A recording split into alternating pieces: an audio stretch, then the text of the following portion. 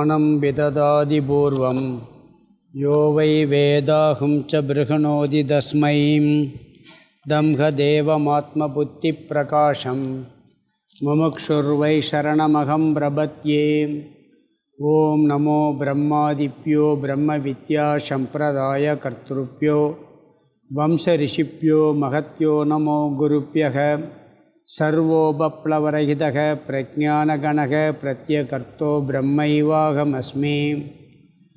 ஓம் பிரம்மானந்தம் பரமசுகதம் கேவலம் ஞானமூர்த்திம் துவந்த்வாதீதம் ககனசத்ருஷம் தத்துவமஸ்யாதிலக்ஷ்யம் ஏகம் நித்யம் விமலமஜலம் சர்வதி சாட்சிபூதம் பாவாதீதம் திரிகுணரகிதம் சத்குரும் தம் நமாமி. குருர் பிரம்மா குருர் விஷ்ணு குருர் தேவோ மகேஸ்வரக குரு சாட்சாத் பரம் பிரம்ம தஸ்மை ஸ்ரீ குரவே நமக. ஓம் சகனாவவது சகனௌ புனக்து சக வீரியம் கரவாவகை தேஜஸ்வினாவதீதமஸ்து மா வித்விஷாவகை.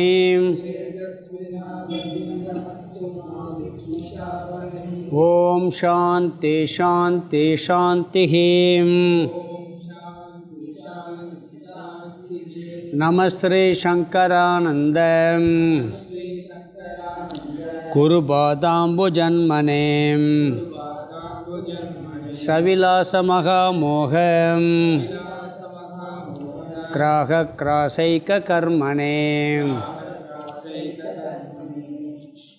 பஞ்சதசி 7வது அத்தியாயம் திருப்தி தீப பிரகரணம் 102வது ஸ்லோகம் பிடிக்கும். சமன்வயாத்யாயேதத் சூக்தம் தீஸ்வாஸ்த்யகாரிபிஹி தர்க்கை சம்பாவனார்த்தஸ்ய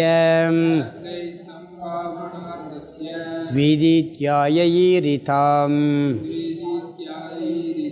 சமன்வயாத்யாயேதத் சூக்தம் தீஸ்வாத்யகாரிபிஹி தர்க்கை சம்பாவனார்த்தஸ்ய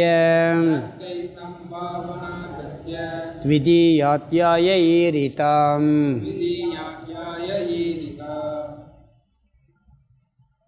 திருப்தி தீப பிரகரணத்தில் பரோட்ச ஞானம் அபரோக்ஷ ஞானம் அப்படிங்கிற கருத்தை பார்த்து முடித்தோம். அதில் பலவியாப்தி விருத்தி வியாப்தி எல்லாம் பார்த்துட்டு இந்த அபரோக்ஷ ஞானம் திட அபரோக்ஷ ஞானமாக மாறுவதற்கு சாதனைகளை பார்த்துக்கிட்டு இருக்கோம். நம்ம அதில் 97லேருந்து 134 வரைக்கும் இந்த அபரோக்ஷ ஞானம் திட அபரோக்ஷ ஞானமாக மாறுவதற்கான சாதனைகளை சொல்கிறார். இதில் வித்யாரண்யரே சொல்கிறாரு, அபரோக்ஷ ஞானம் ஏற்பட்டாலும் கூட அது திடமாக இருப்பதில்லை அப்படிங்கிறார். அதுக்கு காரணம் என்ன சொல்கிறாருன்னா, ஞானம் வந்த பிறகும் கூட சிரவணம் போன்ற சாதனைகளை மீண்டும் மீண்டும் செய்ய வேண்டும்னு எல்லா ஆச்சாரியர்களும் சொல்லியிருக்காங்க. அப்போ அதிலிருந்தே தெரியுது அந்த ஞானம் திடமாகவில்லை என்று. ஆகவே அந்த ஞானம் திடமாக வேண்டும் அப்படின்னார். பிறகு சங்கராச்சாரியாரும் தன்னுடைய வாக்கிய விருத்தியில் நான் பிரம்மன் என்ற ஞானம் உறுதியாகும் வரை செய்ய வேண்டிய சாதனைகள் சொல்லி சங்கராச்சாரியாருடைய வாக்கிய விருத்தியில் சொல்லியிருக்கார். என்ன சொல்லியிருக்கிறாருன்னா, 2 சாதனை சங்கராச்சாரியார் சொல்லியிருக்கார். நம்ம ஓரளவுக்கு சமம் தமமெல்லாம் இருந்ததுனால தான் இந்த வேதாந்தத்துக்குள்ளே இந்த அபரோக்ஷ ஞானம் கிடச்சிச்சு. அந்த சமம் தமம் கிடைச்சாலும் கூட அதை திருப்பி விட்டுறக்கூடாது. இந்த அபரோக்ஷ ஞானம் திடமாகிறது வரைக்கும் சமம் முதலியன்னா இந்திரிய கட்டுப்பாடு, மனக்கட்டுப்பாடு, உபரதி, திதிக்ஷா அதெல்லாம் பார்த்துருக்கோம். இந்த மாதிரி சாதனைகள், சமம் போன்ற சாதனைகள், சமம் முதலிய சாதனைகள் தொடர்ந்து இருக்க வேண்டும். எதுவரை? திடமாகும் வரை. பிறகு சிரவணமும் இருக்க வேண்டும். சிரவணம் முதலிய சாதனைகள் சொல்லியிருக்கார். அப்போ சிரவணம், மனனம், நிதித்தியாசனம் நம்ம திருப்பி திருப்பி பாடம் கேட்கறது, சந்தேகத்தை தெளிவுபடுத்துறது, அந்த பிரம்ம ஞானத்தை நிலைநிறுத்துகிற கருத்து. இந்த மூன்றும் இருந்தாத்தே நாம் பெற்ற அறிவு மனசில் நிலச்சி நிற்கும் அப்படிங்கிறதுக்கு சங்கராச்சாரியார் வாக்கிய விருத்தியில் சொல்லியிருக்காருனார். பிறகு என்ன மாதிரியெல்லாம் இந்த உறுதியாக இருக்கிறதுக்கு என்ன காரணம் அப்படிங்கிறதுக்கு, கண்டிப்பாக உறுதியாகாமல் இருக்குது, அதுக்கு காரணங்கள் இருக்குது அப்படின்னார். அது 99 ஸ்லோகத்தில் வேத வாக்கியங்கள், வேதத்தில் கர்மகாண்டம் இருக்குது, ஞானகாண்டம் இருக்குது. அதில் வேத வாக்கியங்களில் கர்மகாண்டத்தில் பலவிதமான கர்மங்கள் சொல்லியிருக்கு, பலவிதமான ஆசைகள் மனிதர்களுக்கு அதெல்லாம் இருக்கிறதுனால அந்த வாக்கியங்கள் பலவாக இருப்பதனால இவனுக்கு என்ன ஆகுது, குழப்பம் வந்துடுது, சந்தேகம் வருது. அதனால் என்ன சொல்கிறது, இந்த ஞானம் உறுதியாகாமல் இருக்குது. பிறகு 3 இடத்துல, ஒன்று வேதத்திலேயே நம்மளுக்கு டவுட் வந்துடுது, வேத பிரமாணத்திலேயே. பிறகு அந்த பிரமேயம், அந்த விஷயம், இது பரமாத்மா பிரம்ம விஷயத்திலேயே இப்படி ஒரு பொருள் இருக்குமா அப்படிங்கிற ஒரு சந்தேகம் வருது. பிறகு நம்மிடம் இருக்கக்கூடிய விபரீத பாவனை, இதனாலேயும் இந்த ஞானம் திடமாகாமல் இருக்குங்கிறார். 3 விஷயத்தினால ஞானம் திடமாவது இல்லைன்னு சொல்லி பிறகு என்ன சொல்கிறான்னு சொன்னால், இந்த 100லிருந்து 102 வரைக்கும் இந்த வேதத்தில் இருக்கக்கூடிய தடைகளை நீக்குவதற்கு உபாயத்தை சொல்கிறார். முதல்ல காரணம் சொன்னார். ஸ்லோகம் 100ல் வேத சாக்கைகள் பலவாக இருப்பதால், கர்மகாண்டத்தில் பலவிதமான சாக்கைகள், பல பிரிவுகள் இருக்குது, பலவிதமான ஆசைகளுக்கு பலவிதமான கர்மங்கள் சொல்லப்பட்டிருக்கு. வேதாந்தத்தில் ஒரே குறிக்கோள் தான், ஒரே லட்சியம்தான், பிரம்மத்தை அடைகிறது தான், ஒரே அதிகாரி தான், சாதன சஷ்டி சம்பத்தி உள்ளவன் தான். ஆனால் வேதத்தில் கர்மகாண்டத்தில் போனீங்கன்னா பலவிதமான ஆசையுடைய மனிதர்களுக்கு பலவிதமான கர்மங்கள் சொல்லப்பட்டிருக்கு. அதெல்லாம் படிச்சுட்டு வந்த உடனே என்ன ஆகுது, இவனுக்கு வேதாந்தத்துலேயும் ஒரு உபனிஷத்தில் ஒரு பிரம்மனை சொல்லியிருக்கு, இன்னொரு வருஷத்தில் ஒரு பிரம்மனை சொல்லியிருக்கு. அப்போ இதில் எதுதான் தாத்பரியம் அப்படிங்கிறதுல இவனுக்கு குழப்பம் வந்து விடுகிறது. ஒரே பிரம்மன் தானா, இல்லை பலவாக இருக்குமா, ஏன்னா வேதமே பலவிதமாக சொல்லியிருக்கு அப்படிங்கிறது மாதிரி இவனுக்கு கர்மகாண்டத்திலிருந்து ஞான காண்டத்துக்கு வந்தவொன்னா சந்தேகம் வருது. ஏன்னா விதவிதமான ஆசைகளை பூர்த்தி செல்ல விதவிதமான கர்மங்கள் சொல்லப்பட்டிருக்கு. அவர் என்ன சொல்கிறாருன்னா, இந்த சந்தேகமெல்லாம் ஞான காண்டத்தில் தேவையில்லை அப்படின்னார்.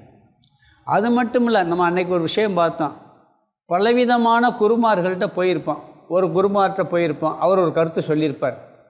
அவர் நல்லவர், நல்ல தபஸ் உள்ளவர், தப வலிமை உள்ளவர், அவர்கிட்ட நிறைய சக்திகள்லாம் கூட இருக்கலாம், பெரிய மகானாக இருக்கலாம். ஆனால் அத்வைத ஞானத்தில் அவருக்கு ஞானம் இல்லாமல் இருக்கலாம். அதனால் என்ன பண்ணார், அவர் ஒரு கருத்தை சொல்லியிருப்பார்.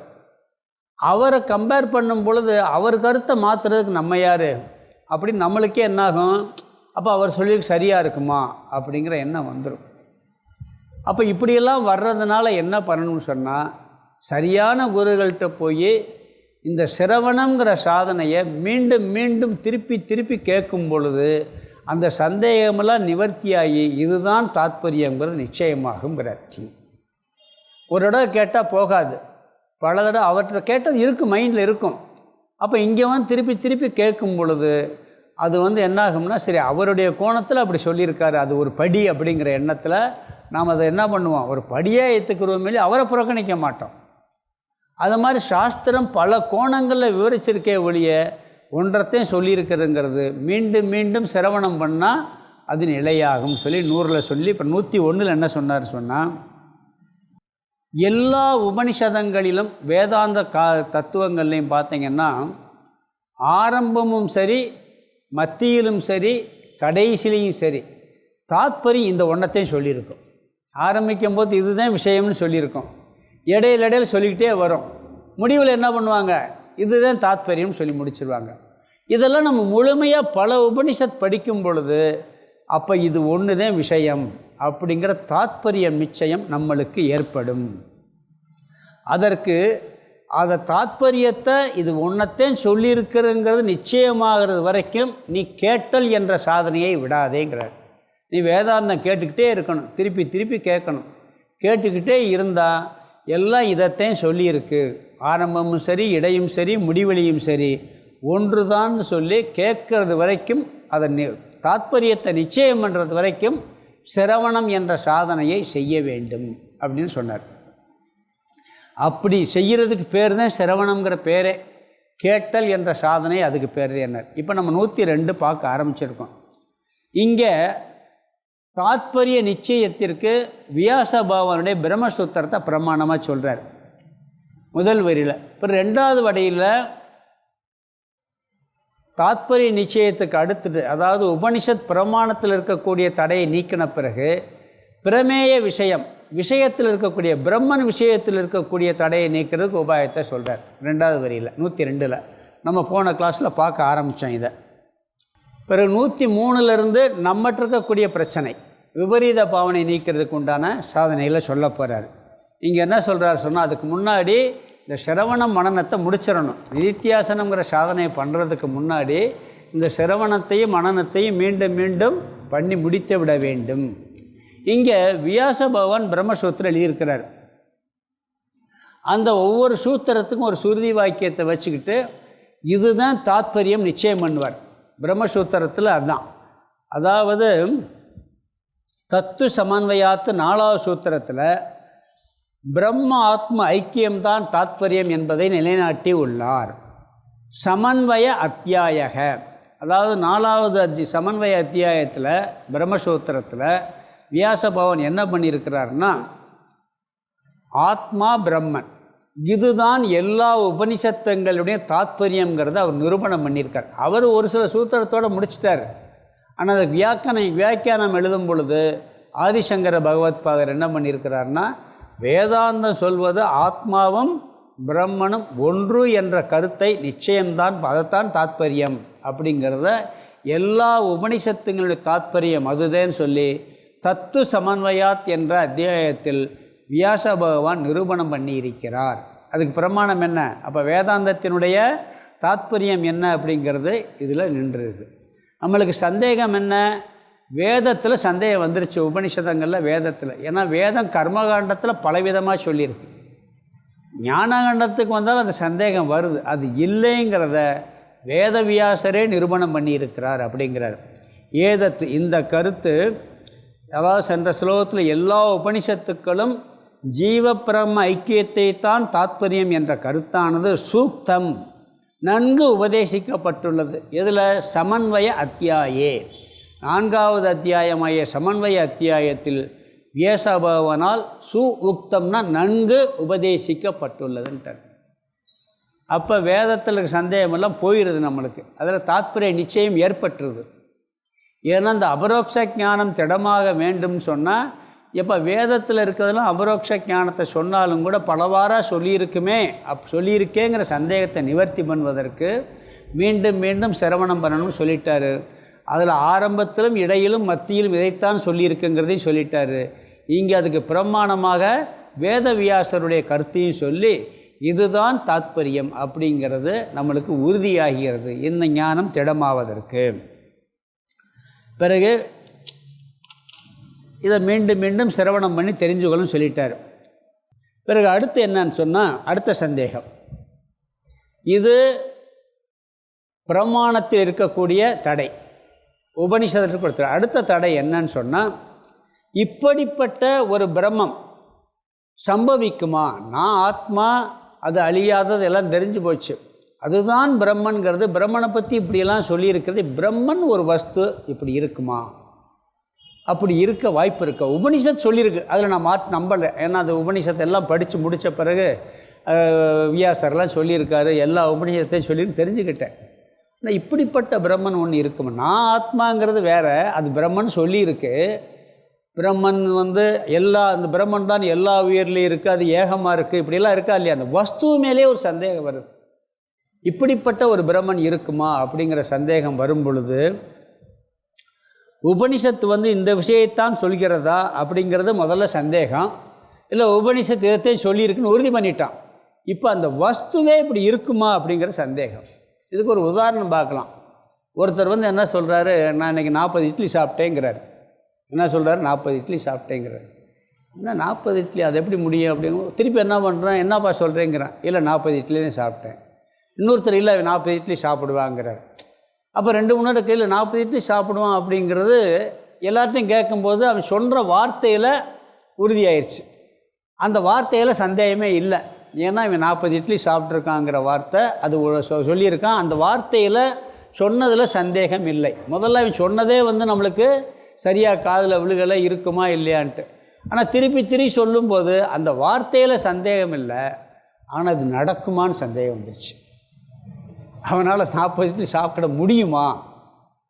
அப்போ என்னன்னா அந்த வாக்கியத்தில் சொன்ன வாக்கியம் உறுதியாயிருச்சு. ஏன்னா அவன் கரெக்டாக உறுதியாக ஸ்ட்ராங்காக சொல்கிறான். பக்கத்தில் இருக்கிறவங்கள அவன் சாப்பிடுவான்னு சொல்கிறான். அவன் யார் சொன்னாலும் கூட நம்மளுக்கு என்ன ஆகுதுன்னா, அது எப்படி முடியும்?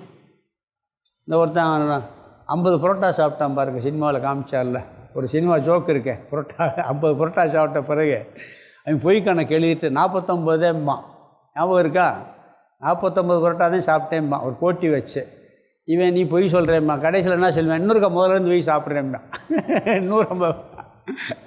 அப்போ நேராக பார்க்கும் பொழுது அப்போ சாப்பிட முடியும்னு தெரியுது. அப்போ இதை உண்மையான என்ன பண்ணணும், திருப்பி அவனை உட்காரும்போது சாப்பிடவும் பார்க்கணும், வேறு வழி கிடையாது அந்த விஷயத்துலையே. அப்போ இதுக்கு பேர் என்னென்னா மனனம்னு பேர். அப்போ என்ன செய்யணும்னு சொன்னால், நான் என்ற ஆத்மாதான் பிரம்மன் அப்படிங்கிறது உபனிஷத் சொல்கிறது சந்தேகம் இல்லை. ஆனால் நான் எப்படி பிரம்மனாக இருக்க முடியும் அப்படிங்கிற நம்பிக்கை இல்லைன்னு சொல்லும் பொழுது அதை என்ன பண்ணணும்னு சொன்னால், புத்தியை தீட்டி அதை கொஞ்சம் ஆராய்ச்சி பண்ண வேண்டும். அப்புறம் இன்னொரு சந்தேகம், இதை விட்டுட்டு இன்னொரு சந்தேகம் என்ன வரும்னா, பொதுவாக நீங்கள் பாருங்கள், நான் ஆத்மா அழியாதது, மாறாதவன், இந்த உடம்பு அழியுங்கிறதெல்லாம் கூட புரிஞ்சுக்கிற முடியும். இதே ஆத்மா தான் பிரம்மனாக இருக்கிறது, எல்லா ஜீவராசிகளுக்கும் ஆதாரமாக இருக்கிற போது கொஞ்சம் சந்தேகம் வர ஆரம்பிக்கும். வருமா வராதா? அப்போ என்ன ஆகும்னா திருப்பி அதை புக்தி பூர்வமாக பண்ணணும். அப்புறம் இன்னொரு சந்தேகம் என்ன வரும்னா, இந்த உலகம் நம்ம கண்ணு முன்னாடி பார்த்துக்கிட்டு இருக்கக்கூடிய நேராக பார்த்துக்கிட்டு இருக்கிறத பொய்ன்னு வேற சொல்லுது. நேராக பார்த்துக்கிட்டு இருக்கிறத பொய்ன்னு சொல்லுதே அப்படிங்கிற சந்தேகமும் வரும். நல்லா அனுபவிச்சுக்கிட்டு இருக்க ஒரு பொருளை போய் உலகம் உண்மை இல்லை பொய்ன்னு சொன்னால் எப்படி? அப்போ இதுக்கெல்லாம் என்ன சொல்கிறான்னு சொன்னால், மனனம் பண்ண வேண்டும். ஏற்கனவே கொஞ்சம் சந்தேகம் மனனம் பண்ணி சிரவணத்தோடே சில மனனம் பண்ணுறோம் புரிகிறதற்காக. பிறகு அந்த மனனம் இந்த பிரம்ம விஷயத்தில் வந்த உடனே திருப்பி சந்தேகம் வந்த உடனே என்ன பண்ணணும்னா, அங்கே சிரவணத்தோடு சேர்த்த மனனம் இங்கே யுக்தியை பயன்படுத்த வேண்டும், புத்தியை பயன்படுத்த வேண்டும். அது தவறான எண்ணத்தை நீக்கும். தர்க்க பிரதானம் சொல்லுவாங்க. அதாவது தர்க்க சாஸ்திரம்னே ஒன்று இருக்குது, இங்கே அதை பற்றி சொல்லலை. தர்க்கம்னா யுக்தின்னு அர்த்தம். நம்ம புத்தியை கொஞ்சம் தீட்டி புத்திபூர்வமாக யோசித்து அதை நல்லா விசாரம் பண்ணி, இப்போ நம்ம நண்பர் குருவுடையே கொஞ்சம் விசாரம் பண்ணி அந்த சந்தேகத்தெல்லாம் நீக்கி அதை தெளிவுபடுத்துறதுக்கு பேர் மனனம். இந்த பரீட்சிய லோகான் இருக்கு, உலகத்தை ஆராய்ச்சி செய்வதால் உனக்கு இந்த உலகம் அனித்தியம்னு தெரியும்லாம் சொல்கிறோம். நல்லா ஆராய்ச்சி பண்ணும்போது அனித்தியம்னு தெரியும். அப்படி புத்தியை தீட்டி நாம் கேட்ட வேதாந்த கருத்துக்களை நல்லா ஆராய்ச்சி பண்ணும் பொழுது இது உண்மையிலேயே இது உலகம் அனித்தியம்தான், இந்த ஆத்மாதான் பிரம்மன் அப்படிங்கிறது தெளிவாகும் அப்படிங்கிறார். அது என்ன சொல்கிறான்னு சொன்னால், பிரம்மசூத்திரத்தில் வியாச பகவானே 2வது அத்தியாயத்தில் இதை வச்சுட்டாராம். இந்த பிரம்மசூத்திரமே யுக்தி பிரமாணம், தர்க்க பிரதானம் சொல்லுவாங்க. அதை புத்தியை நல்லா தீட்டி நல்ல புத்திபூர்வமாக யோசித்து தெளிய வைக்கிறது இந்த விஷயத்தை. அதுக்கு பேர் மனனம்னு பேர். அதை இங்கே சொல்கிறாரு. முதல் விரலை 2வது பகுதியில் தீஹி வாஸ்தியகாரி, அதாவது இந்த விஞ்ஞானமய கோஷம் நமது புத்தியானது அமைதிப்படுத்தும் செயலை செய்வது. மனனம்னா என்னென்னா, இந்த புத்தியில் நிறைய அப்படி வரும் பொழுது இதை நல்லா தீட்டி இந்த புத்தியை இதுதான் அப்படின்னு அமைதிப்படுத்தும் காரியத்தை செய்வதற்கு பேர் மனனம். தர்க்கைஹி, அதுக்கு பேர் தர்க்க. 2வது வரி முதல் வார்த்தை தர்க்கைஹின்னு சொன்னால் தர்க்கம். முதல்ல தர்க்கத்தில் போனால் கொஞ்சம் புத்தியும் குழம்பும். இந்த தர்க்கம் இருக்கே, இந்த தர்க்கத்தை கவனமாக கையாளணும். அதனால தர்க்கத்தை ரெண்டாக பிரிப்பாங்க. தர்க்கம்னு ஒன்று இருக்குது. அந்த தர்க்கத்துக்கு முன்னாடி கூணாவை சேர்த்தீங்கன்னா என்ன ஆகும்? குதர்க்கமாக இருப்பார். எதுக்கதும் குதர்க்கமாக பேசிக்கிட்டே இருக்கான்ப்பா. என்ன பேசினாலும் குதர்க்கமாக பேசுகிறான்ப்பா அப்படிம்பா. தர்க்கத்தை முறையாக கையாளுன்னா அதுக்கு பேர் குதர்க்கமும் ஆயிரும். சொல்கிற மாதிரி அவன் குதர்க்கவாதின்னு சொல்லுவான். எதனாலும் குதர்க்கமாக பேசிக்கிட்டே இருக்கான்னு சொல்லுவான். அதனால் தர்க்கத்தை நல்லா பயன்படுத்துறதுக்கு பேர் யுக்தி. நல்ல புத்தியை தீட்டுவது பேர். கத்தியை தீட்டாதே உந்தன் புத்தியை தீட்டுன்னு சொன்ன மாதிரி புத்தியை தீட்டி நல்லா ஆராய்ச்சி பண்ண வேண்டும். அப்படி பண்ணும் பொழுது ரெண்டாவது வரி ரெண்டாவது வார்த்தை சம்பாவன அர்த்தசிய. அர்த்தசியன பிரம்மத்தினுடைய இந்த பிரம்ம விஷயத்தினுடைய சந்தேகமெல்லாம் நீங்கும். பிரகம் இப்படித்தான் இருக்கும். சம்பாவனா அதாவது அந்த பிரம்மன் இப்படி இருக்கும் என்ற நம்பிக்கை, உறுதியான நம்பிக்கை ஏற்படும்ங்கிறார். பிரம்மன் இப்படித்தான், பிரம்மனுடைய ஸ்வரூபம் இதுதான்ங்கிறது புத்தியை தீட்டி நாம் ஆராய்ச்சி பண்ணும் பொழுது கிடைக்கும். ஈரிதா அதாவது ரெண்டாவது பேர் த்விதீயாத்யாயக ஈரிதான் இருக்கு.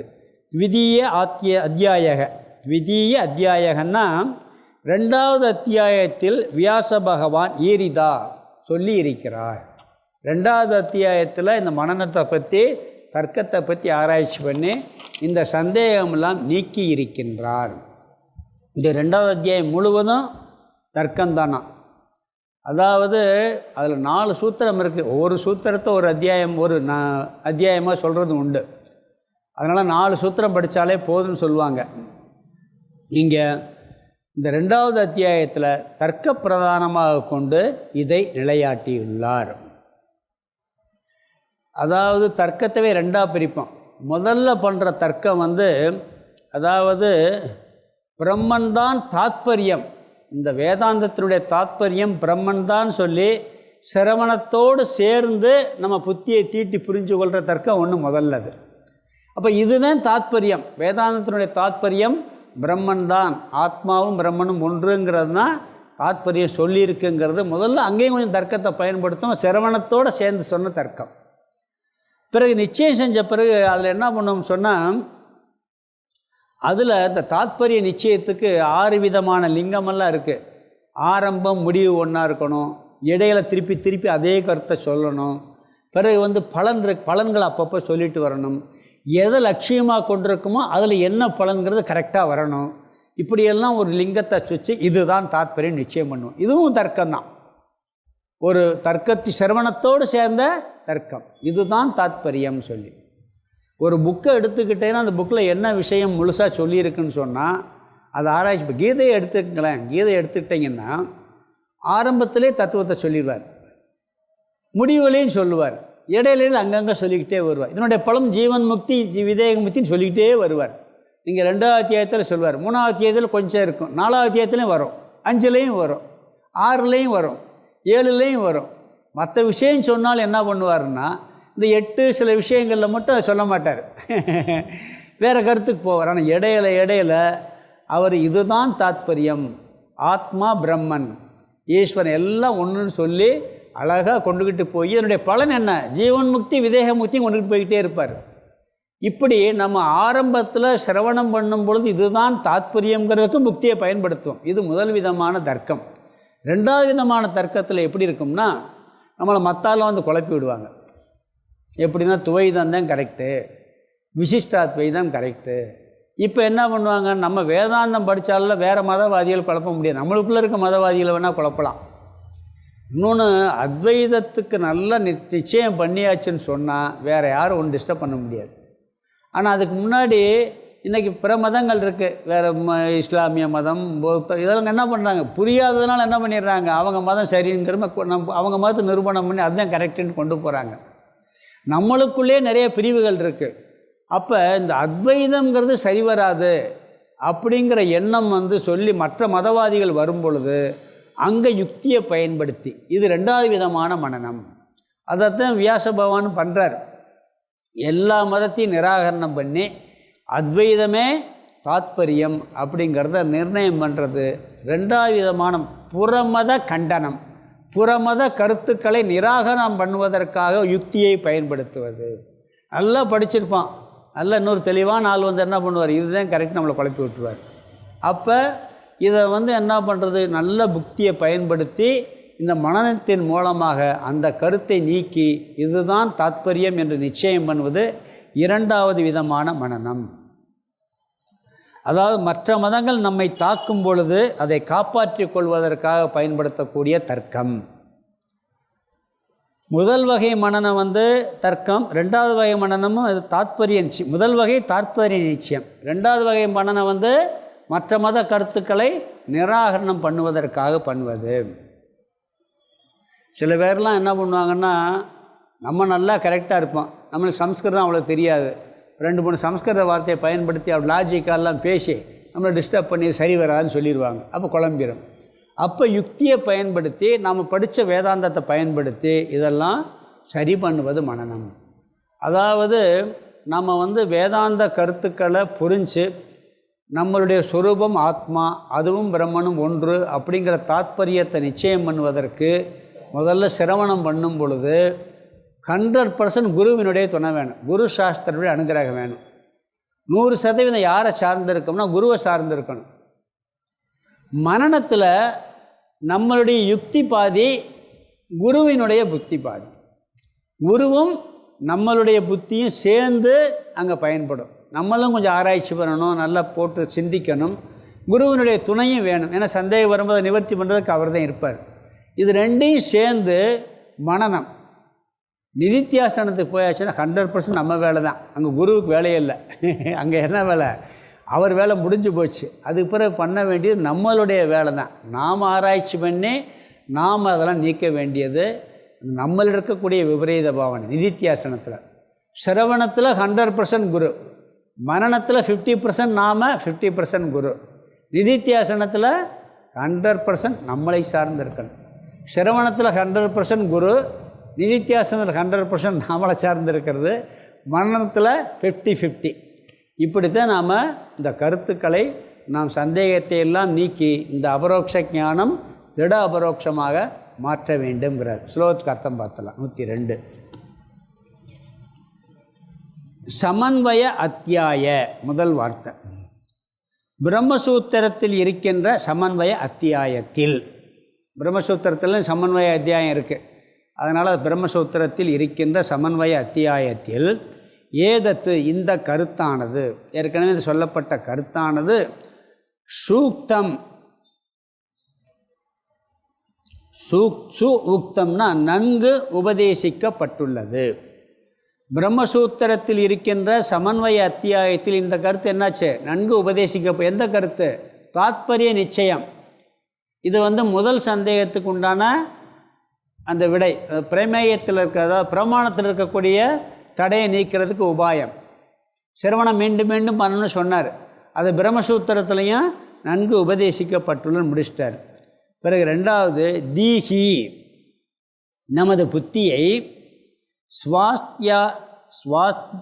ஸ்வாஸ்திய காரிபிகி அமைதிப்படுத்தும் காரியத்தை செய்வது. நம்ம புத்தி வந்து கொஞ்சம் அப்படி எப்படின்னு ஆசிலேஷனில் இருக்குது, அதை அமைதிப்படுத்தும் காரியத்தை செய்யும். ரெண்டாவது வரி முதல் வார்த்தை தர்க்கைஹி தர்க்கத்தினால், தர்க்கத்தினால்னா யுக்தியினால். சம்பாவன அர்த்தஸ்ய, அர்த்தஸ்யன்னா பிரம்ம விஷயத்தினுடைய, இங்கே வந்து விஷயம் வந்து அர்த்தம் என்னன்னா பிரம்மந்தான். பிரம்ம விஷயத்தினுடைய சம்பாவனா தன்மை சம்பவிக்கும் என்ற உறுதி எங்கே சொல்லப்பட்டிருக்கிறது, த்விதி ஆத்தியாய பிரம்மசூத்திரத்தினுடைய 2வது அத்தியாயத்தில் ஈரிதா வியாச பகவானால் சொல்லப்பட்டுள்ளது. முதல்ல அதாவது தாத்பரிய நிச்சயத்துக்கு பிரம்மசூத்திரத்தில் இருக்கக்கூடிய சமன்வய அத்தியாயம். பிறகு 2வது வந்து இந்த பிரம்ம விஷயத்தில் இருக்கக்கூடிய தடையை நீக்கிறதுக்கு, பிரம்மன்கிறது இப்படி ஒன்று இருக்குது, இது சம்பவிக்குமாங்கிறதுக்கு பிரம்மசூத்திரத்தினுடைய 2வது அத்தியாயத்தில் அவர் அழகாக சொல்லியிருக்காருன்னு சொல்லிட்டார். அப்போ நம்ம என்ன பண்ணணும், பிரம்மசூத்திரத்தை படிக்கணும். இங்கே சுருக்கமாக புரிஞ்சுக்கிட்டால் போதும், அவ்வளோதான். ஏன்னா பிரம்மசூத்திரம் வந்து அவர் ஒரே சூத்திரத்தில் முடிக்கிறார். அதுக்கு சங்கர பகவத்பாதர் வந்து அழகாக வியாக்கியானம் பெருசாக பண்ணியிருக்கிறாரு. அது ஆக்சுவலாக பிரம்மசூத்திரமே மனன கிரந்தம் சொல்லுவாங்க, தர்க்க பிரதானம் சொல்லுவாங்க, ரொம்ப புத்தியை தீட்டுவதற்கு. மாண்டூக்கிய காரிகையிலையும் அந்த வேலை தான் நிறையா நடக்குது. மாண்டூக்கியத்தில் பார்த்தீங்கன்னா அதே இருக்கும். இவரே அர்த்தம் பண்ணிக்கிட்டு இருக்கார், வித்யாரண்யர் அர்த்தம் பண்ணிக்கிட்டு. எத்தனை பூர்வபக்ஷம் வந்திருக்கு பார்த்தீங்களா இல்லையா? அதனால் இது வியாச பகவான் சொல்லியிருக்காரு, முடிச்சிட்டாரு. அடுத்து 103லேருந்து என்ன செய்யணும்னா நம்மளுடைய விபரீத பாவனையை பற்றிய கருத்துக்கள் வருகின்றது. அதை படிக்கலாம். 103 பகுஜன்ம திருடாப்யாசாத் தேகாதிஸ்வாத்மதீக்ஷணாத் புனப்புனருதேதத்யேவம் ஜகத் சத்யத்வதீரபீம் பகுஜன்ம திருடாப்யாசாத் தேகாதிஸ்வாத்மதீக்ஷணாத் புனப்புனருதேதத்யேவம் ஜகத் சத்யத்வதீரபீம். இந்த மூன்றாவது தடை விபரீத பாவனை. அது யார்கிட்ட இருக்க தடை? நம்மகிட்டே இருக்க தடை, நம்மகிட்ட இருக்கக்கூடிய தடை. இதுக்கு பிரம்மாத்ரு அசம்பாவனான்னு பேர். பிரம்மாத்ரு அசம்பாவனா, விபரீத பாவனைக்கு பேர் பிரம்மாத்ரு அசம்பாவனா. நம்மிடம் இருக்கக்கூடிய தடை, அதை நீக்குவதற்கு நிதித்தியாசனம் என்ற சாதனை. பிரமாணத்தில் இருக்க தடையை நீக்கிறதுக்கு சிரவணம், பிரமேயத்தில் இருக்க தடையை நீக்கிறதுக்கு மனனம். இங்கே பிரமாத்ரு நம்மகிட்ட இருக்க தடையை நீக்கிறதுக்கு நிதித்தியாசனம் என்ற சாதனை. இதை ரொம்ப அழகாக அனுபவ ரீதியாக சொல்ல போகிறாரு. இங்கே என்னென்னா 2 இடத்துல அறிமுகப்படுத்துகிறார் இதை. அதாவது நான் என்ற விஷயத்தில் இருக்கக்கூடிய தடை, நாம் நான் எதை நினச்சிக்கிட்டு இருக்கோமோ அது ஒன்று. இன்னொன்று இந்த உலகம், இந்த ஜகத் மித்தியா அப்படிங்கிற இருக்கக்கூடிய தடை. இது 2 தான் நம்மளுக்கு. ஒன்று ஃபஸ்ட்டு பார்த்துட்டோம், பிரமாண அசம்பாவனா, அது சாஸ்திரத்தில் இருக்கக்கூடிய அந்த தடை. 2வது தடை பிரம்மம் இப்படி இருக்குமாங்கிற தடை மனநத்தில் நீங்கியாச்சு. இங்கே வர்ற தடை பிரம்மாத்ரு அசம்பாவனா, நம்மிடம் இருக்கக்கூடிய தடை. அது என்ன சொல்கிறாருன்னா 2ஆக பிரித்து, நான் என்று சொல்லும் பொழுது நாம் நம்மளுடைய சரீரத்தைத்தான் நான் என்று புரிந்து கொண்டுள்ளோம். இந்த சரீரத்திற்கு, இந்த ஸ்தூல உடம்புக்கும் சூக்ஷ்ம சரீரமாகிய மனதிற்கும் ஆதாரமாக சாட்சியாக இருக்கக்கூடிய சைதன்யத்தை நாம் நான் என்று சொல்வதே இல்லை. இதற்கு காரணம் என்ன என்றால், ஒரு ஜென்மம் இல்லை, நாம் எப்போ பிரம்மா நம்மளை படைச்சாரோ அப்போ இருந்து இந்த சரீரம்தான் நான்கிற புத்தி பதிஞ்சு போச்சு. எந்த சரீரத்தில் இருந்தாலும் இப்போ ஒரு புழு இருக்குது, புழுவுக்கு என்ன இருக்குது, அது நான் எதை நினைக்கும்? அந்த உடம்பத்தையும் நினைக்கும். ஒரு ஆடுன்னா அந்த உடம்பு தான் நான் நினைக்கும். அதுக்கு ஒன்று சொல்லுவாங்க, அதாவது அந்த சரீரத்தில் இருக்கிற பொழுது அதை விட்டு போக மனசே வராது. விஷ்ணு பகவானே வராக அவதாரம் எடுத்து அதில் போக மாட்டேன்ட்டாராம். அது அந்த அவதாரம் இது முடிஞ்ச பிறகு கூட அதுலேயே இருக்கணும். பிறகு சிவபெருமான் இல்லை நீ விஷ்ணு வா அப்படின்னு சொல்லி கூப்பிட்டாரு சொல்லுவாங்க. அந்த சரீர அபிமானம் என்ன ஆகுது, இது ஒரு ஜென்மம் இல்லை, பல ஜென்மங்களில் ஊறி போச்சு. திடீர்னு நீ சரீரம் இல்லைன்னா அது எப்படி உள்ளே போய் உட்காரும்? நம்ம எத்தனையோ கோடானு கோடி ஜென்மங்களில் இந்த சரீரத்தில் வாழ்ந்து இந்த சரீரம்தான் நான் நினச்சிக்கிட்டு இருந்த, அதை போய் நீ சரீரமே இல்லைன்னு திடீர்னு சொல்லி புரிஞ்சாலும் கூட இந்த வாசனை போவதில்லை. அதை மீண்டும் மீண்டும் இது சரீரம்தான் என்னதான் படித்தாலும் என்னதான் உபதேசம் பண்ணி புத்தியை தீட்டி வச்சாலும் கூட இந்த உடம்பில் இருக்கக்கூடிய அபிமானம் போவதே இல்லை. இது ஒரு விபரீத பாவனை. அதை விரிவாக பார்க்கலாம். 2வது விபரீத பாவனை என்னென்னா, நல்லா சாப்பிட்டு அனுபவிச்சுக்கிட்டு இருக்கேன் இந்த உலக சுகத்தை எல்லாம், அதை போய் பொய்யின்னா கண்ணு முன்னாடி அருமையான ஸ்வீட்டெல்லாம் கொடுத்து சாப்பிட்டுக்கிட்டு இருக்கிறத போய் நீ சாப்பிட்றதெல்லாம் பொய்யின்னா எப்படி இருக்கும்? வகுப்பவே பொய்ன்னு சொல்கிறோம். கண்ணு முன்னாடி அனுபவிச்சுக்கிட்டு இருக்கக்கூடிய இந்த உலகம் உண்மை அல்ல, இது பொய் அப்படின்னு சொல்லும் பொழுது இதை எப்படி நம்ப முடியும்? புரியுது, சாஸ்திரம் சொல்லியிருக்கு, சாஸ்திரத்தில் நம்பிக்கை இருக்குது, அதெல்லாம் இல்லைன்னு சொல்லலை. எனக்கு நல்லா ஆராய்ச்சி பண்ணி பார்த்தா இந்த உடம்பு நான் இல்லைன்னு தெரியுது, பிறகு இந்த உலகம் உண்மை இல்லைன்னு புரியுது. இருந்தாலும் கூட பழகி போனதுனால அந்த வாசனை நம்மளை விட்டு போக மாட்டேது. உலகம் சத்தியம் என்ற வாசனையும் இந்த உடம்பு தான் நான் என்ற வாசனையும் போக மாட்டேங்குது.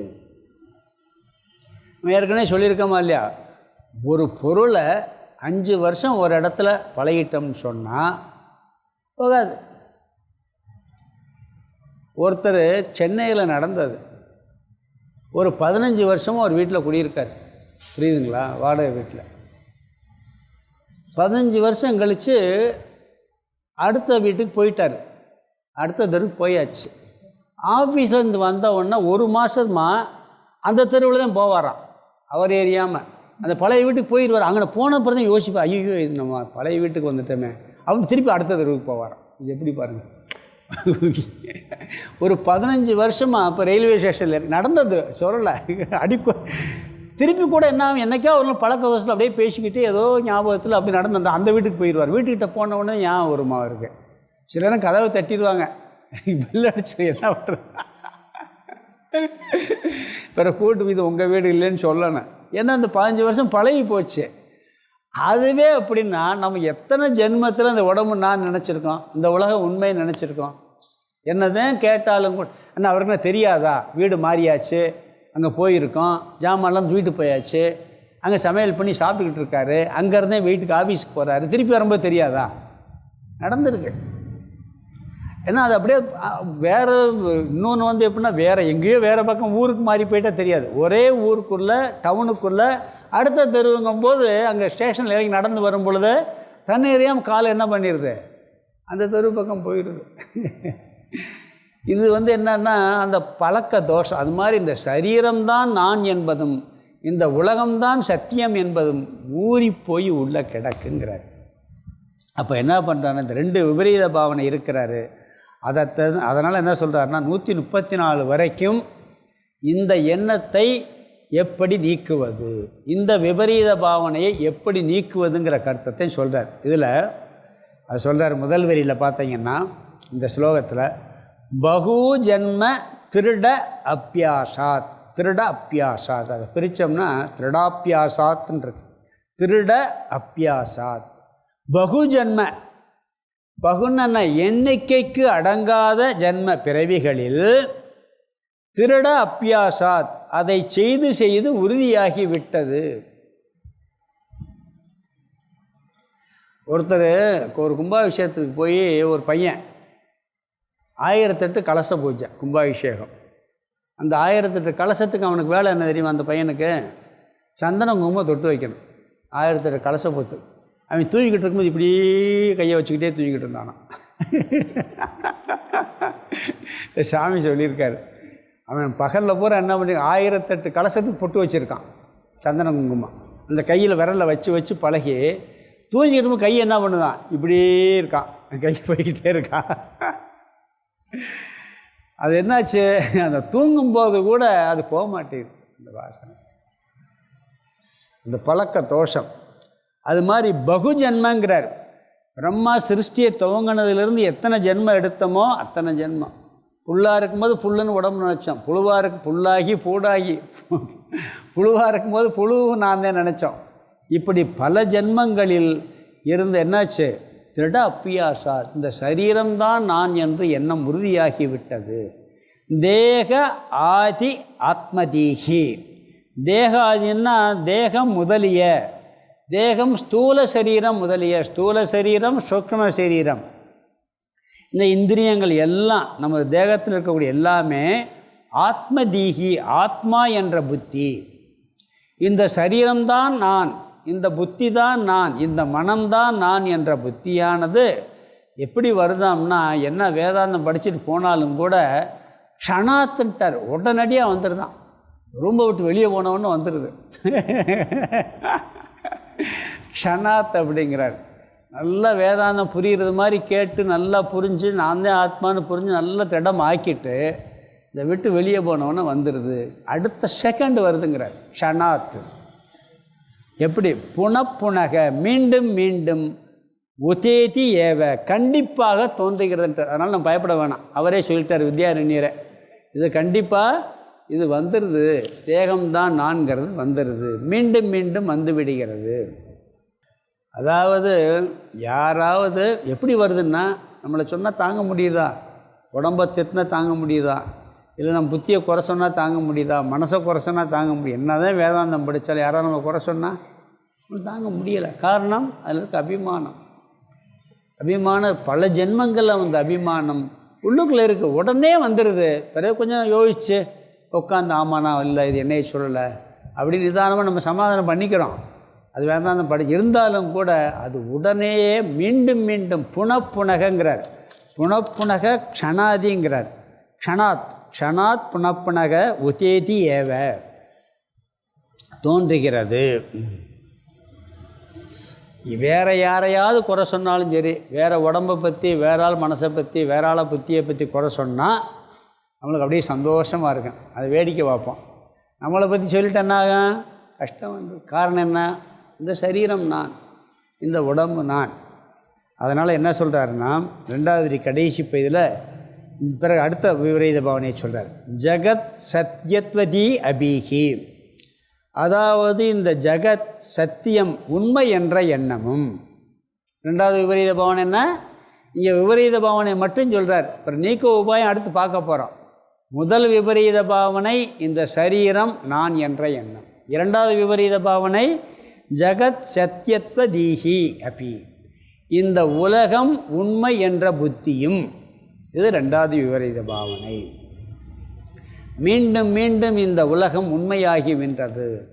இந்த சரீரமும் நான்கிறது உண்மையாகிறது, இந்த உலகமும் நான்கிறது உண்மையாகி விடி. இந்த ரெண்டு விபரீத பாவனை நம்மிடம் இருக்கின்றதுன்னு சொல்கிறார். அதை நீக்க உபாயத்தை நீ சொல்ல போகிறாரு. நம்ம அடுத்து ஒவ்வொரு இதுலேயும் ஒவ்வொரு உபாயத்தை சொல்வார், அங்கே பார்ப்போம். இங்கே விபரீத பாவனை என்னென்னு அறிமுகப்படுத்திட்டாரு. ஸ்லோகத்துக்கு அர்த்தம் பார்த்துடலாம். 103 விபரீத பாவன ஈயம் பிரித்தோன்னா, விபரீத பாவன ஈயம். ஈயம்னா இதுதான், இந்த சென்ற ஸ்லோகத்தில் கூறியது தான் விபரீத பாவனா. இல்லை 3வது ஸ்லோகம் இல்லை, அது இல்லை. இங்கே நான் 4வது ஸ்லோகத்தை போயிட்டுருக்கேன். 103 பகுஜன்ம. பகுஜன்ம பல ஜன்மங்களில், பகுஜன்ம பல ஜன்மங்களில் திருட அப்பியாசாத், திருட அப்பியாசாத் தேகாதி ஆத்மதீஹி. பகுஜன்ம பல ஜன்மங்களில் திருட அப்பியாசா தேகாதி, தேகம் முதலியவை ஆத்மதீஹி ஆத்மா என்ற எண்ணத்தை திட அப்பியாசாத் அப்பியாசம் செய்து செய்து திடமாகி இருப்பதால். முதல்ல பகுஜன்மங்கிற வார்த்தை. ரெண்டாவது தேகாதி, தேகம் முதலியவை ஆத்மதீஹி, ஆத்மதீகன் ஆத்மா என்ற எண்ணத்தை திட அப்பியாசாத் அப்பியாசம் செய்து செய்து திடமாகி இருப்பதால்.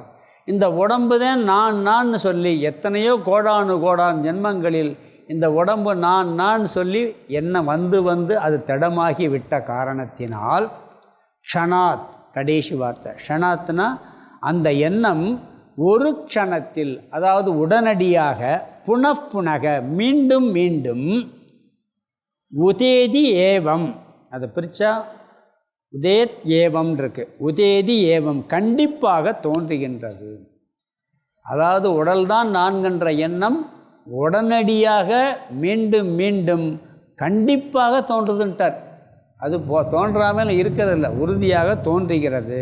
பிறகு அடுத்த விபரீத பாவனை ஜகத் சத்யத்வதீஹி அபி, அப்படியே ஜகத் சத்தியம் என்ற எண்ணமும், இந்த உலகம் உண்மை என்ற எண்ணம் அதுவும் என்ன பண்ணுதான், உடனடியாக புனப்புனக சேர்த்துக்கணும், புனப்புனக க்ஷணாத்துன்னு சேர்த்துக்கிற வேண்டியதுதான். அதுவும் உடனடியாக மீண்டும் மீண்டும் தோன்றுகின்றது. ரெண்டு எண்ணம் வருதான். ஒன்று உடம்பு தான் நான்கிற எண்ணமும் பல ஜென்மங்களில் அந்த பயிற்சி பெற்றதுனால வருது. இந்த உலகமும் உண்மை என்ற எண்ணமும் வருகின்றது. இதுக்கு பேர் விபரீத பாவனை. இங்கே விபரீத பாவனை என்னன்னு மட்டும் சொல்லியிருக்கார். அதை நீக்க உபாயத்தை அடுத்த ஸ்லோகத்தில் சொல்ல போகிற அடுத்த ஸ்லோகம் படிக்கலாம். விபரீதா பாவனேயம்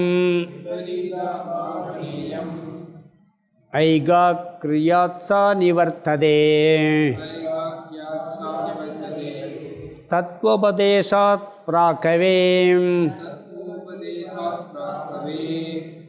பவத் ஏததுபாசனாத் விபரீதா பாவனேயம் ஐகா கிரியாத்சா நிவர்த்ததே தத்வோபதேசாத் பிராகேவ பவத் ஏததுபாசனாத்.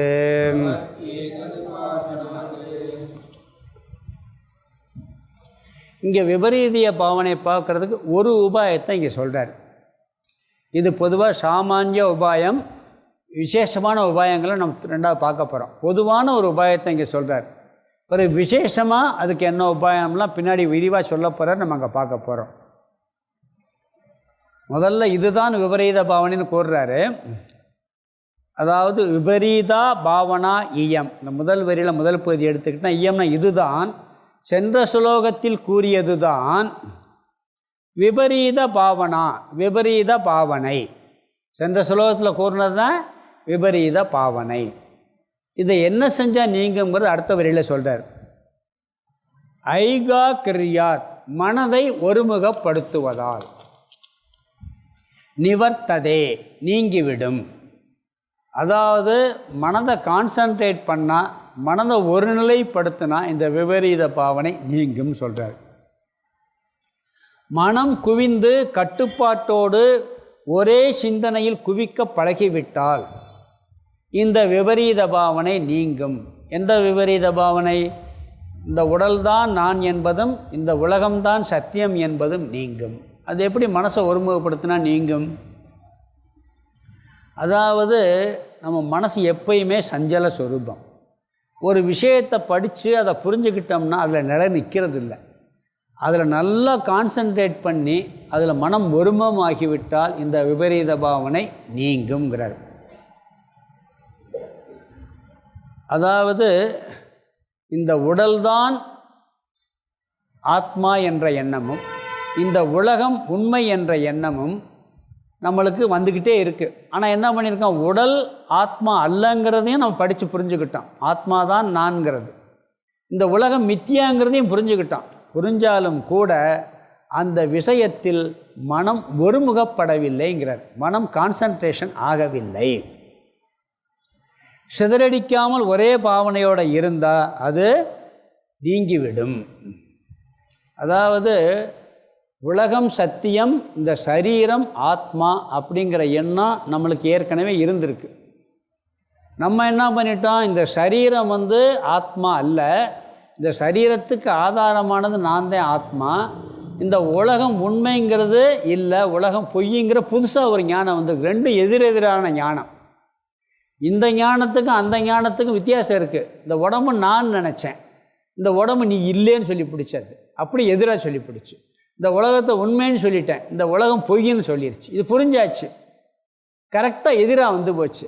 நம்மளுக்கு அந்த எண்ணம் நிறைய இருந்ததுனால மனசு இதில் ஒருமுகமாக என்ன பண்ணுது, இங்கே எங்கேயும் அலைஞ்சிக்கிட்டே இருக்குங்கிறது. இங்கே வர அங்கே வர அங்கே வர இப்படி மனசு போய் போய் வந்துக்கிட்டே இருக்குது. இது என்ன சொல்கிறான்னு சொன்னால், இந்த மனம் கான்சன்ட்ரேஷன் ஆகி பழகி இருந்தால் இது போயிருங்கிறார். நம்ம ஆக்சுவலாக பார்த்திங்கன்னா வேதாந்த விசாரத்துக்கு வர்றதற்கு முன்னாடியே இந்த தியானமெல்லாம் செஞ்சு மன ஒருமுகப்பாட்டை நல்லா பழகி வேதாந்தத்துக்குள்ளே வந்தால் இது அப்படியே உள்ளே போயிருமா. நாம் என்ன பண்ணுறோம், அந்த தியானமெல்லாம் அப்படி பண்ணலை. அந்த வேதாந்த தத்துவத்தை கேட்குறதுக்கு முன்னாடி மன ஒருமுகப்பாட்டு பயிற்சியை சரியாக பண்ணவில்லை. நல்லா பண்ணிட்டு வந்திருந்தா இதிலே கான்சன்ட்ரேஷன் ஆயிருமா, கேட்ட உடனே உள்ளே போய் அப்படியே உட்காந்துருமா. அப்போ அந்த ஒருமுகப்பாடு இல்லாத காரணத்தினால் மனம் என்ன ஆகுது, அந்த அந்த இதிலேருந்து அங்கே போயிருதுங்கிறார். அப்போ என்ன பண்ணணும், அப்போ அது என்ன சொல்கிறாருன்னா, இங்கே வித்யாரண்யர் ஒரு வார்த்தை சொல்கிறார், நல்லா கான்சன்ட்ரேஷன் பண்ணி நல்லா தியானம் பண்ணி மன ஒருமுகப்பாட்டோடு வந்திருந்தால் போயிருக்கோம். அவர் வித்யாரண்யர் இந்த காலத்தில் அப்படி யாருப்பா பண்ணுறான்னு அவர் காலத்தை சொல்கிறார். அவர் காலத்தில் யார் அப்படி வந்திருக்கா வேதாந்தம் அவரே சொல்லிக்கிறார். அப்போ இந்த காலத்தை நம்ம என்ன சொல்கிறார்? அவர் காலத்திலேயே அப்படி சாதனையெல்லாம் செஞ்சுட்டு வேதாந்தத்துக்கு போகலையாம். வித்யாரண்யர் காலத்திலேயே நல்லா சாதனை பண்ணிவிட்டு வேதாந்தம் கேட்க போகலையாம். அப்படி யார் வந்திருக்கா? அப்போ என்ன பண்ணுறது? அப்போ வேறு சாதனையே சொல்லுவோம். சரி, ஏதோ கொஞ்சம் பண்ணிட்டு வந்திருக்க, புரிஞ்சு போச்சு, நிற்கலை. இப்போ நான் என்ன பண்ணுறது? மன ஒருமைப்பாடு பண்ணுறதுக்கு அதை சொல்கிறார். வேதாந்தம் கேட்குறதுக்கு முன்னாடியே நீ மன ஒருமுகப்பாட்டோடு வந்திருந்தேன்னா இது உடனே நிலையாயிருக்கும். அப்படி இந்த காலத்தில் யார் வந்திருக்கான்னு அவர் காலத்தில் கேட்குறாரு. வித்யாரண்யருடைய காலத்தில் கிருத உபாஸ்தி இப்படிலாம் கிடையாதுப்பாங்கிறார். அகிருத உபாஸ்தி தாங்கிறார். அதை செய்யாமல் வந்தவங்க தான் ஜாஸ்தி இருக்காங்களே எவ்வளோ செஞ்சுட்டு வந்தவங்க இல்லை. அதனால் என்ன சொல்கிறான்னு சொன்னால், மனதை அமைதிப்படுத்துவதில், மனதை ஒருமுகப்படுத்துவதில் முன்னேற்றம் இல்லை. அதனால் மனம் சஞ்சலப்படுகிறது. வீட்டில் உட்காந்து டிவி சேனலை ஒரே சேனலில் ரிமோட் இல்லாமல் என்றைக்காவது பார்த்துருக்கோமா? ரிமோட்டில் மாற்றாமல் டிவியே மனசை ஒருமுகப்பட்டு பார்க்க முடியலை. விளம்பரம் போட்டோன்னு அடுத்த சேனலுக்கு போயிடும். டப்பு டப்பு டப்புன்னு அவன் எல்லா டயத்துக்கும் ஒரே டயத்தில் விளம்பரம் போடுவான். எல்லாம் பேசி வச்சுருப்பாங்களா, சொல்கிறாங்க அதை ஒருத்தர். இந்த நிமிஷம்தான் விளம்பரம் போடணும்னு சொல்லி எந்த சேனல் போனால் விளம்பரமாக வரும். மாற்றிக்கிட்டே இருக்கிறது. டிவி சேனலை கூட ஒழுங்காக ஒரே சேனலை பார்க்க முடியலை, கான்சன்ட்ரேட் பண்ணி. இப்படி இதில் இருக்க முடியும். அதனால் என்ன சொல்கிறாருன்னா, இந்த வேதாந்த விசாரத்திற்கு முன்பே நீ மனதை ஒருமுகப்படுத்தி இருந்தால் ஓரளவுக்கு இந்த விபரீத பாவனை குறைந்திருக்கும். ஓரளவுக்கு, முழுசாக இல்லாட்டாலும் ஓரளவுக்கு குறைந்திருக்கும். அதனால் என்ன சொல்கிறேன்னா, இங்கே நீயே இப்போ வந்துட்ட, விபரீத பாவனை நிறையா இருக்குது. அந்த சாதனை செய்யாமல் வந்தாச்சு, தத்துவம் நிச்சயம் பண்ணியாச்சு. ஆனால் விபரீத பாவனை இருக்குது. நீ ஒருமுகப்பாட்டோட வந்திருந்தால் ஓரளவுக்கு கொஞ்சம் குறைஞ்சிருக்கும், ஈஸியாக நிதித்தியாசனம் பண்ணிடலாம். நீ பண்ணாமல் வந்ததுனால என்ன சொல்கிறாரு இங்கே, தத்துவ உபதேசாத் பிராகேவ, வேதாந்த சிரவணம் மனனம் செய்வதற்கு முன்பேயே ஏதத் பவதி, இந்த மன ஒருமுகப்பாடு ஓரளவுக்கு கிடச்சிருக்கும். ஆனால் உபாசனை செய்திருந்தால், ஓரளவுக்கு செஞ்சுருந்தா கிடச்சிருக்குங்கிற. இப்போ செய்யலைன்னா என்ன பண்ணுறது அப்படிங்கிறத அடுத்து சொல்ல போகிறார். இந்த 2வது வரி முதல் பகுதியில் தத்துவ உபதேசாத் பிராகேவ, வேதாந்த சிரவண மனனம் செய்வதற்கு முன்பேயே ஏதத் பவதி, பவத் ஏதத் உபாசனாத் இருக்கு. ஏதத் ஐக்காக்கிரியம், மன ஒருமுகப்பாடு ஓரளவுக்கு கிடைத்திருக்கும். எதனால்? உபாசனை செய்திருந்தால். அதாவது இங்கே உபாயத்தை ஆரம்பிக்கலை. இவர் என்ன சொல்கிறாருன்னா, இந்த நிதித்தியாசனம் பண்ணுறதற்கு நீ ஓரளவுக்கு வந்திருந்தால் கிடச்சிருக்கும், அது இல்லாதனால கிடைக்கல. அதனால் இங்கே அதிக காலம் நீயே நிதித்தியாசனம் என்ற சாதனையை செய்ய வேண்டி இருக்கிறது. அடுத்த ஸ்லோகத்தில் தான் சொல்கிறார். என்ன சொல்ல போகிறாரு இங்கே? என்ன சொல்கிறாருன்னா, ஏன் உனக்கு நிதித்தியாசனம் ஆகலைங்க மட்டும் சொல்லிட்டார். நீயே வேதாந்த சிரவணம் பண்ணுறதற்கு முன்னாடி பண்ணியிருந்தேன்னா உனக்கு இந்த நிதித்தியாசனம் அவ்வளவு பண்ண வேண்டிய வராது. இப்போ நீ பண்ணாமல் வந்துட்ட, அதனால் அதிக காலம் நீ நிதித்தியாசனம் பண்ண வேண்டிய கட்டாயம் இருக்கிறது. அப்போ நான் இப்போ என்ன பண்ணணுங்கிறது அடுத்த ஸ்லோகத்தை சொல்ல போகிறார். அப்போ இங்கே அடுத்த ஸ்லோகத்தை என்ன பண்ண போகிற? ஏகாக்கரணம் பண்ணணும். எதில்? முதல்ல பண்ணதில்லை, வேறு இதில் பண்ண சொல்கிறேங்கிறார். பிரம்ம விஷயத்தில் பண்ணணும்னு சொல்ல போகிறார். அந்த சாதனை நீ பண்ணு அப்படிங்கிறது அடுத்த ஸ்லோகத்தை சொல்ல போகிறாரு. இந்த ஸ்லோகத்துக்கு அர்த்தத்தை பார்த்துடலாம். விபரீத பாவன ஈயம்னா இதுதான். இந்த சென்ற ஸ்லோகத்தில் விபரீத பாவனை என்னன்னு சொல்லிட்டார். சரீரமும் இந்த சரீரத்தை நான் நினைக்கிறதும் உலகத்தை சத்தியம் நினைக்கிறது ஈயம். இந்த விபரீத பாவனை இதுதான் விபரீத பாவனை. ஐகாக்கிரியாத் சா, அடுத்த வார்த்தை ஷான்னா இந்த விபரீத பாவனை. ஐகாக்கிரியாத்னா ஒருமுகப்படுத்துவதால், மனதை ஒருமுகப்படுத்துவதால் நிவர்த்ததே, நிவர்த்தியாகும். விபரீத பாவனை சென்று சொல்லிட்டார். இது எப்படி நிவர்த்தியாகும்னா, மனசை ஒருமுகப்படுத்துறதுனால இது நிவர்த்தியாகும் சொல்லிட்டார். எப்படி மனசை ஒருமுகப்படுத்தன்னு சொல்ல போகிறாரு. இங்கே என்ன சொல்கிறாரு? தத்துவ உபதேசாத், அதை ஏன் ஒருமுகப்படுத்தலைங்கிறத சொல்கிறார். தத்துவ உபதேசம் பெறுவதற்கு, அதாவது சிரவண மனனம் செய்வதற்கு பிராகேவ முன்பே ஏன்ட்டார். நீ ஏற்கனவே சிரவணம் மனனம் செய்வதற்கு முன்பேயே ஏதத் இந்த மன ஒருமுகப்பாடு உபாசனாத் உபாசனையினால் பவேத் ஏற்பட்டிருக்கும். இந்த தத்துவத்தை உபதேசம் பண்ணுறதற்கு முன்னாடியே நீ பண்ணியிருந்தேன்னா இது ஏற்பட்டிருக்கும்னு சொல்கிறார். ஆனால் பண்ணாததுனால இதை ஒருமுகப்படுத்தினாத்தான் நிவர்த்தியாகும். அதை எதை ஒருமுகப்படுத்தணுங்கிறத, எப்படி ஒருமுகப்படுத்தணுங்கிறத அடுத்த ஸ்லோகத்தில் சொல்ல போகிறாரு. நம்ம அதை அடுத்த ஸ்லோகத்தில் அடுத்த கிளாஸில் பார்க்கலாம். ஓம் பூர்ணமத பூர்ணமிதம் பூர்ணாத் பூர்ணமுதச்யதே பூர்ணஸ்ய பூர்ணமாதாய பூர்ணமேவாவசிஷ்யதே. ஓம் சாந்தி சாந்தி சாந்தி. ஹரிஹி ஓம் ஆதிகுருநாத சுவாமிக்கு ஜெய்.